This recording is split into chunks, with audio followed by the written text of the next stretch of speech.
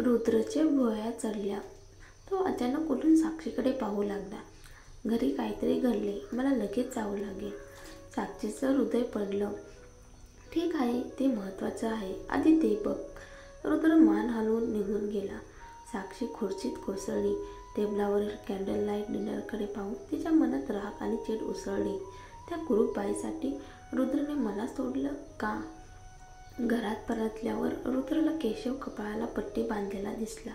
तो लगेच बोट दाखवत ओरडला, साहेब, हिने तुमच्या खोलीत चोरी केली आणि मला मारायलाही पाहिलं. काव्य उपहासाने म्हणाली, याने मला छेडलं म्हणून मी त्याच्या डोक्यावर फुलदाणी आपटली. केशव हसला, आरशात तुझं रूप बघ आधी. तुला कोणी छेडणार?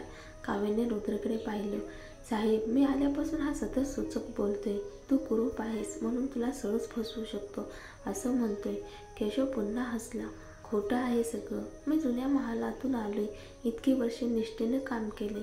माझी प्रतिमा सगळ्यांना माहीत आहे. या बाईला फक्त माझी बदनामी करायची आहे. रुद्रने दोघांकडे गडद नजरेने पाहिलं. पुरावा नाही, मग मी कोणावर विश्वास ठेवू? केशव आत्मविश्वासाने म्हणाला, साहेब, मी इथे कित्येक वर्ष आहे आणि ती आत्ताच आली आहे. मला आधीपासूनच संशय वाटत होता. रुद्रने डोळे निमुळते केले. सर्वप्रथम याला बंदिस्त करा. काय? केशव थक्क झाला. साहेब, तुम्ही हे काय? निर्णय घेण्याआधी मला चौकशी करावी लागेल. रुद्र कठोर आवाजात म्हणाला. तो काव्याकडे वळून म्हणाला, तू माझ्यासोबत चल. काव्य आश्चर्यचकित झाली. हा अंधपणे केशववर विश्वास ठेवला नाही. तरीही त्याचा हेतू काय आहे? ती त्याच्या मागे गेली. खोलीत अजूनही धूप पेटलेली होती. रुद्र वळून तिच्याकडे पाहिला. तू म्हणालीस केशव तुला छेडत होता. हो. तुला एवढा आत्मविश्वास का वाटतोय? तुझे रूप एवढं खास आहे. तो तिच्या चेहऱ्याकडे पाहत जवळ येऊ लागला. काव्याचं हृदय धडधडू लागलं. त्याने थेट सांगितलं, मी काही मनगडत बोलले नाही. रुद्र थंड हसला. की तुला वाटतं तू एवढी कुरूप नाहीस म्हणून त्याला नकार दिलास? काव्या घाबरली. हा असा विचित्र प्रश्न विचारतोय. साहेब, मला तुमचं म्हणणं कळत नाही. रुद्रने डोळे आकसून तिला भिंतीवर ढकललं. काव्या दचकली. पण तेव्हाच त्याला डोकं धरून चक्कर आली. धोपाचा परिणाम. रुद्र खुर्चीत कोसळला. काव्याला दिलासा मिळाला. ती पटकन त्याच्या जवळ गेली. साहेब, रुद्र तो बेशुद्ध झाला होता. काव्याने लगेच सुया काढून रक्त घेऊ लागली. लवकर करायला हवं. धोपाचा परिणाम आता कमी होत चाललाय. तिने सुई बाहेर काढली. पण अचानक एक थंड हात तिच्या मनगटाला धरून बसला. काव्य स्तब्ध झाली. रुद्रचे डोळे उघडे होते. ओठावर गोड स्मित होतं. काय करत होतीस? काव्य अडखळली. मी इतक्यात दार जोरात उघडलं. साक्षी आत धडधडत आली. पहा, मी आधीच सांगितलं होतं, हिचे रुद्रवर वाईट डाव आहेत. ती उपहासाने हसली. अगं कुरूप, रुद्रवर नजर टाकायची हिंमत केलीस, संपलीस आता. काव्याला सुया लपवायलाही वेळ मिळाला नाही. केशव साक्षी समवेत आत आला आणि तिला ओढत नेऊ लागला. साहेब, हे खूपच संशयास्पद आहे. मला खोटं बोलते आणि मारायलाही बघते. तिला सोडू नका. केशव म्हणाला. रुद्र मात्र उभा राहिला. त्याची नजर काळवंडली. तो थेट काव्याकडे गेला. तिला अंगरक्षकाच्या हातातून सोडलं आणि तिच्या हनवटीला धरलं. त्याने सुया तिच्या हातातून खेचून घेतली. मग काय करायचं होतं? काव्या ओठ घट्ट मिटून म्हणाली, मला हवं असेल तर हाकलून द्या. रुद्र थंडपणे हसला. हाकलून द्यावं एवढंच? तू इतक्या सहज सुटशील असं वाटतंय का? त्याने तिचा हात धरून तिला बाथरूममध्ये ओढलं. नळ चालू केला आणि तिच्या चेहऱ्यावर पाणी मारलं. सगळ्यांच्या नजर थक्क झाल्या. काव्याचा काळवंडलेला कुरूप चेहरा हळूहळू धुतला गेला आणि त्याखालून नाजूक निर्दोष त्वचा उजळून दिसू लागली. ही तर सुंदर आहे. घरातील एक जुनी दासी थक्क होऊन म्हणाली. ओरडली, मॅडम. साक्षी थक्क झाली. हे काय चाललंय? गायकवाड कुटुंबाची खरी गृहलक्ष्मी. पण ती तर काव्य होती, जी काही वर्षापूर्वी आगीत मेली होती. काव्याने हताश होऊन मान वर केली. रुद्रच्या डोळ्यात रोषाची छटा आणि थंड हसू होतं.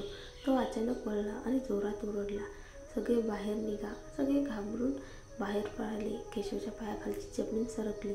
ती कुरूपबाई म्हणजे खरी तरुण मालकीणच. हे तर फारच वाईट झालं. मालकाने तिच्यासाठी कधी जुन्या महालाशी नातं तोडलं होतं हे सर्वांना आठवत होतं आणि तो स्वतः तिला छेडायला गेला होता. खोलीत रुद्र उपहासाने म्हणाला, धैर्य आहे तुझ्यात? परत यायचं. काव्य रागाने बाथरूममधून बाहेर आली. तुला आधीपासून कळलं होतं नाही का? रुद्र थंड आवाजात, तुझे अभिनयाचे डाव फारच कमकुवत होते. मला फसवशील असं वाटलं होतं का? तू का आलीस परत? माझं रक्त घेऊन काय करणार होतीस? मेली असल्याचं भासून गायब झालीस आणि आता परत आलीस का? काव्याने ओठ चावले. मी मेली नव्हते, फक्त कुणीतरी मला वाचवलं होतं. रुद्र गुरगुरला, जे ते काहीही असो, मला फक्त एकच जाणून घ्यायचंय, आता का आलेस? काव्याच्या डोळ्यात क्षणभर चमक आली, पण ती खरी गोष्ट सांगू शकली नाही. तिला आयुष्यासाठी परत यावं लागलं होतं, पण आदितीने तिच्यासाठी ते आधीच केलं होतं. कित्येक वर्ष ती रुद्रकडे पाहायलाही धजावत नव्हती. ती मी घटस्फोट घ्यायला आले, ती शांतपणे म्हणाली. रुद्रची भुवया घट्ट झाल्या. तुझा आता दुसऱ्यांबरोबर मुलगा आहे, मग आपलं लग्न काही उरलंच नाही. ठीक आहे, मी घटस्फोट घेतो आणि निघून जातो. चालेल. तू उपहासाने हसला. माझं रक्त घेऊन फक्त घटस्फोटासाठी आलीस? काव्या संकोचली. तुझी तब्येत बिघडलेली पाहिली म्हणून तुझा इलाज करायला पाहिलं. शेवटी आपण कधी काळी पती पत्नी होतो. मी तुझ्यासारखे कठोर नाही. रुद्र उपहासाने म्हणाला. तुझ्या बोलण्यावर मी विश्वास ठेवेन असं तुला वाटतं? काव्याचं मन दुखावलं. हो, मी खूपदा खोटं बोलले, पण आता तुला साक्षी मिळाली आहे जिला तू प्रेम करतोस. माझ्याकडे पाहिलंस तरी तुला तुच्छ वाटतं, म्हणून मी निघून जाणार आहे, तुला त्रास नको म्हणून. रुद्र दात काढत गुरगुरला. घटस्फोट हवा? मग माझी मुलगी परत दे. काव्या संतापली. अशक्य. रुद्र थंडपणे म्हणाला. मग घटस्फोटही विसर. काव्या आवेशाने म्हणाली. ते साक्षीसाठी योग्य आहे का? तुझं वय काही फार नाही, पण तिचं तर वाढतंय. जर तू घटस्फोट न करता तिला लग्न लावून घेतलं नाहीस तर तिच्याशी प्रामाणिक राहशील का? रुद्रने डोळे बारीक केले. तू माझ्याकडून मुलगी हिसकावलीस, तिला खोटं शिकवशील. तुला कसला हक्क?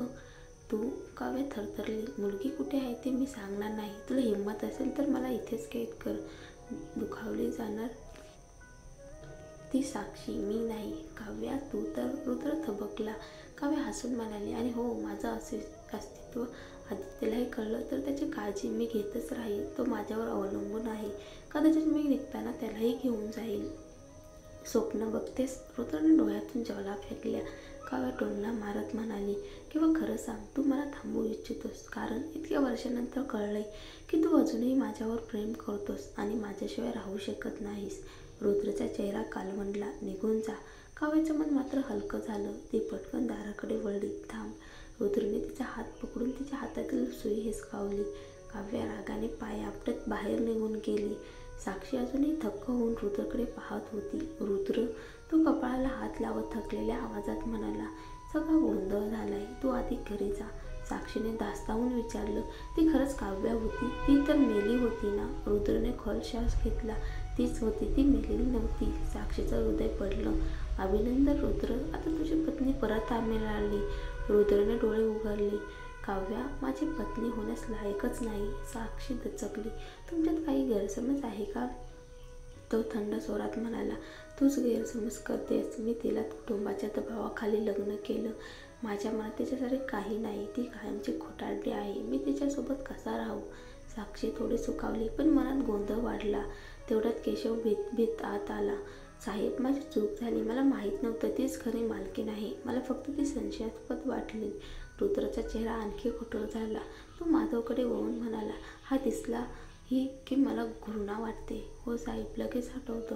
माधव म्हणाला. साहेब, कृपा करा, मला माहिती नव्हतं. केशव विनवू लागला.